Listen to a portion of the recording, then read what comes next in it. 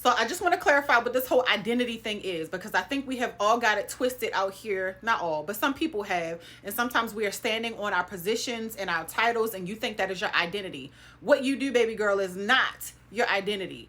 Your identity is everything that God said about you, what he proclaimed about the child that he is claiming, right? So I'm going to give you an example. When it comes to the promises of God, if God promised you that you would be wealthy and that you're going to live this lavish life to be able to bring forth the word of God in specific places or whatever. Say that you are being called to real estate, and that's going to require you to do negotiations and negotiate deals and do all of those different things. But all the deals are not going to happen on the first time. So sometimes, because you may have a rejection wound that has not been healed, it makes it difficult when you go into these places, because you don't know that you are chosen and you are accepted by God, because those are the things that are your actual identity.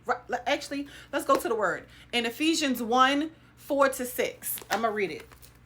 It says, just as he chose us in him before the foundation of the world, that we should be holy and without blame before him in love, having predestined us to adoption as sons by Jesus Christ himself.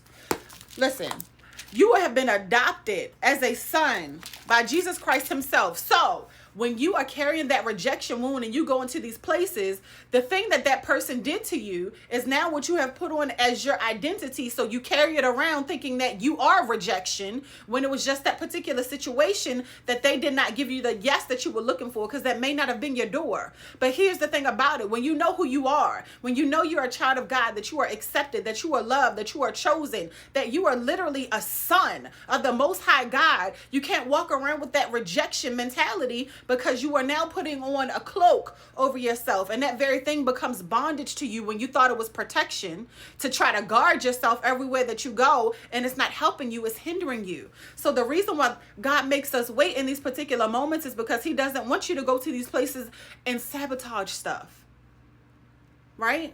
He wants you to be anchored in the fact that you are his daughter, you are a son of the Most High God. So when he wants to send you out in confidence and in boldness to represent his kingdom well, because you know who you are. So even when somebody gives you a no, it doesn't mean that you are completely rejected for whatever it is that you're called to do. It just means that maybe that was not your door. It also may mean that you need to have the discernment to know that maybe that person is blocking you, and you need to go into warfare, turn your plate down, and say, Lord, whatever demonic entity is at the door that you said belong to me, they gotta go.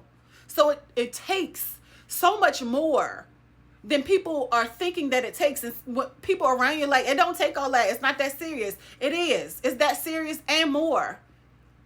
So when you can step into who God has said that you are, it will allow you to be able to receive the promises of God, so that you don't mess it up. Because what God wants for you is what he wants for you. He designated it for you. So you have to show up as yourself, or else he'll be giving your blessings to a counterfeit.